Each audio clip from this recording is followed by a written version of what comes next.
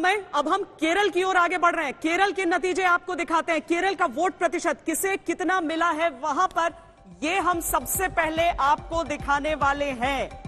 ये केरल की 140 विधानसभा सीटें, जिसका सैंपल साइज 28,124 रहा है। हम आपको बता रहे हैं कि इतनी सीटों में इस सैंपल साइज को एक सर्वे के हिसाब से, एक एग्जिट पोल के हिसाब से एक बहुत बड़ा सैंपल साइज माना जाता है। और ये आंकड़ा आपके सामने, लेकिन अब वोट परसेंटेज सबसे पहले देख लीजिए। वोट परसेंटेज, वोट प्रतिशत सामने रखते हैं। केरल यकीनन अपने आप में काफी ज्यादा महत्वपूर्ण हो जाता है। और अब क्या लेफ्ट पार्टी वहां पर फिर से अपनी सत्ता बचाने में कामयाब हो जाएगी? इस वोट प्रतिशत के जरिए बहुत सारी तस्वीर साफ हो जाएगी। आपको बता दें, यूडीएफ यहां पर 38% वोट शेयर हासिल करता हुआ दिखाई दे रहा है। ये टीवी स्क्रीन पर है आपके। एलडीएफ 47%, यानी कि एक बार फिर से अपनी सत्ता बचाते हुए दिखाई दे रहे हैं। यहां पर मुख्यमंत्री P Vijayan. NDA 12% vote share हासिल करता हुआ, अदर्स के खाते में सिर्फ 3 सीटें। और अब इसको अगर हम कन्वर्ट करेंगे तो अपने आप में बेहद महत्वपूर्ण हो जाता है, क्योंकि हम सब जानते हैं राहुल गांधी ने किस तरह से केरला में बहुत मेहनत की। वो वहीं से आते भी हैं, वहां से सांसद 2 चुने गए, लेकिन केरल में कमाल यहां पर नहीं कर पाई है यूडीएफ। और इसी वजह से एलडीएफ की सत्ता एक बार फिर से वहां पर वापस आती हुई। और आपको बताते चलें कि सीटों में किस तरह से कन्वर्ट होता है, ये देखना काफी ज्यादा महत्वपूर्ण होगा। लेकिन वोट प्रतिशत अपने आप में शानदार प्रदर्शन लेफ्ट की पार्टी का। और आपको ये भी बताते चले कि दिसंबर में स्थानीय निकाय के जो रिजल्ट आए थे वो भी लेफ्ट को बढ़त दिखा रहे थे। तो लेफ्ट पार्टी अगर इस तरह से वोट फीसदी वहां पर हासिल करती है तो क्या इसके पीछे वजह ये मानी जाए? केरल से हमने सबने देखा था कोविड की किस तरह से शुरुआत हुई, धीरे धीरे करके पूरे देश में बढ़ जाता है, लेकिन वहां पर उन्होंने कंट्रोल कर लिया। वजह क्या है इस जीत के पीछे, ये अपने आप में महत्वपूर्ण है। लेकिन श्वेता, अब सीट की बारी और सीट देख लीजिए। इतना वोट प्रतिशत में अगर अंतर होता है तो इसको समझना आसान है, किसकी होगी यहां पर जीत।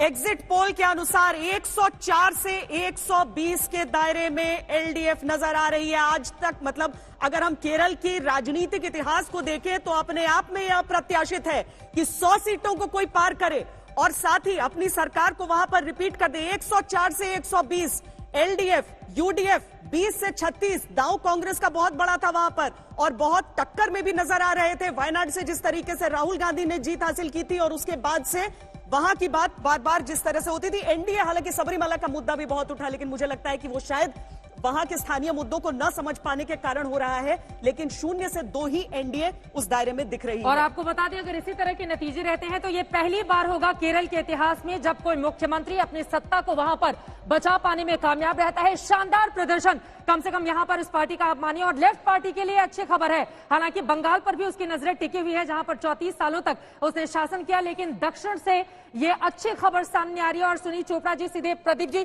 पहले मैं आपकी टिप्पणी कर लेती हूँ। सुनीत जी भी यहाँ पर खुश हो रहे होंगे, लेकिन ये जो बढ़त है अभी, जैसा कि हम देख पा रहे हैं, लेफ्ट पार्टी एक बार फिर से सत्ता में आती हुई और कांग्रेस के नेतृत्व वाली यूडीएफ वहां पर अच्छा प्रदर्शन नहीं कर रही है, जबकि राहुल गांधी ने सबसे ज्यादा मेहनत केरला को लेकर की थी। वजह क्या समझ में आ रही है आपको? वजह बड़ी सिंपल और क्लियर है। यहाँ पर 1% का भी कहीं कोई डाउट नहीं है। खासकर तब 2 साल पहले जनरल इलेक्शन में कांग्रेस यानी यूडीएफ को 20 में से 19 सीटें हासिल हुई थी। उसको हम असेंबली सेगमेंट में कन्वर्ट करें तो 117 सीटें, 140 में से 117, इतनी बड़ी जीत थी यूडीएफ की। उसके बाद कोरोना हुआ और कोरोना के दौरान जो पिनरई विजयन चीफ मिनिस्टर ने फ्री फूड किट्स लाई, फ्री फूड किट्स में 18 चीजें शामिल हैं। उसमें ग्रेन्स के अलावा बड़ी चीज जो है सनफ्लावर ऑयल भी और नारियल का तेल भी और मिर्च भी और नमक भी। ये जो महिलाओं का यहाँ पर वोट शेयर दिखता मिलता है 2 पार्टी के बीच में, 2 गठबंधन के बीच में, एलडीएफ और यूडीएफ में, मैं आप दर्शकों को बताना चाहूंगा यूडीएफ 41% और एलडीएफ 44, यानी केवल 3 के फर्क से एलडीएफ आगे है पुरुषों में, जो कि 50% है। लेकिन जब महिलाओं की बात करें तो यूडीएफ को केवल 35% और एलडीएफ को 51%। इतना बड़ा 15% का जो अंतर है ये कन्वर्ट होता नजर आ रहा है। और ये बातें भी जल्दी से हमारे दर्शकों को आप बता दीजिए कि केरला ऐसा राज्य है जहां पर महिला वोटरों की तादाद ज्यादा है, पुरुषों के मुकाबले। एक बहुत बड़ी तादाद महिला वोटर्स की है, पुरुष बहुत ज्यादा पीछे रह जाते हैं। उसकी सबसे बड़ी वजह यह है कि माना जाता है केरला के अंदर हर घर से एक व्यक्ति, ज्यादा करके पुरुष जो है वो देश के बाहर है और ज्यादा करके गल्फ में। इसकी वजह से वहां पे महिलाओं की संख्या वैसे भी ज्यादा। पब्लिक हेल्थ इमरजेंसी जब भी रहती है उस समय ये देखा जाता है कि जो सरकारें हैं उन पर से विश्वास उठ जाता है लोगों का। सुनीत चोपड़ा जी, क्या आप पिछले 1 साल के कामकाज को खास तौर पर इसके लिए क्रेडिट देंगे?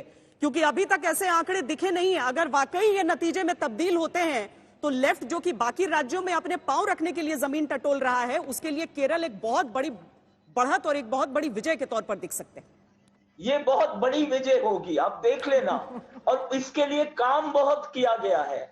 इसके लिए सबसे पहले खेती में काम किया गया है, खेत मजदूरों के लिए जो काम किया गया है वो किया गया है, किसानों के लिए जो सहयोग दिया गया है वो दिया गया है, राशन व्यवस्था जो की गई वो बनाई गई। और मुख्य था कि जब कोरोना का खतरा आया तो उसके बावजूद इस सरकार ने लोगों को मरने नहीं दिया, बल्कि जितना वो सहयोग दे सके थे दिया है।